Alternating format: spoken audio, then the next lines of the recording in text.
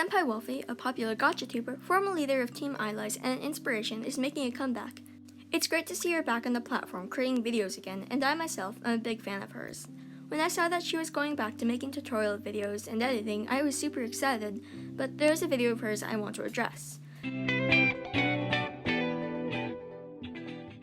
If you don't know who Senpai Wolfie is, she is a gacha tuber who is known for her original series, tutorial videos, art, and more. She did a variety of content which lucky drew in her large audience. She started a team called Team Eyelies to bring out more voice acted original series. She's left the team though and passed the director role to someone new to focus on herself. Recently, she has made a new channel just for her content like back in the old days before she formed a team. Since then, she has uploaded a few tutorial videos, and I'm here to talk about one of them. Just to clarify again, I am fan Senpai Wolfie's work, and I believe she has good intentions. This video is not to offend her or any of her fans/followers. It is a disclaimer and wanting to keep people safe.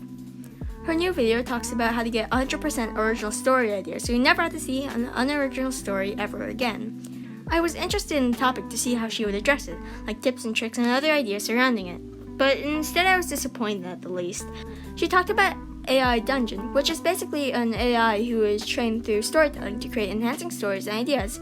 I tried the site for myself and realized that you had to make an account to continue your story so it lasted for longer and you could play it out more and enjoy. It's not that big of a problem. As I played, I plugged in a story idea of my own, and it turned out strange. If you don't know, this AI, artificial intelligence, is trained on fanfiction, not actual storylines or story structures, from what I know. Fanfiction has a tendency to get really messed up, and sometimes the AI will bring up mentions of suicide and NSFW and more. Of course, this can be avoided if you got the settings and add words that you don't want included in your story. It helps shape the AI's generation. You can also turn on safe mode, which I find useful in some cases.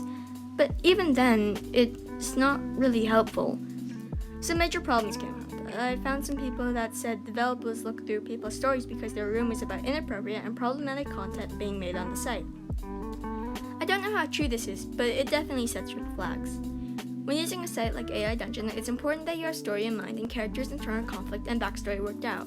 It's also important that you stay safe and don't share any personal information on the site. Senpai Wolfie has a huge following, and I want to warn people about the dangers of using a site like this. Please stay safe while using AI Dungeon and try to do studies outside of it. An AI is nice for beginners who don't know what they're getting into, but it's not a reliable source. If all gacha stories are made out of this AI Dungeon thing, then that's cool, but I personally don't agree.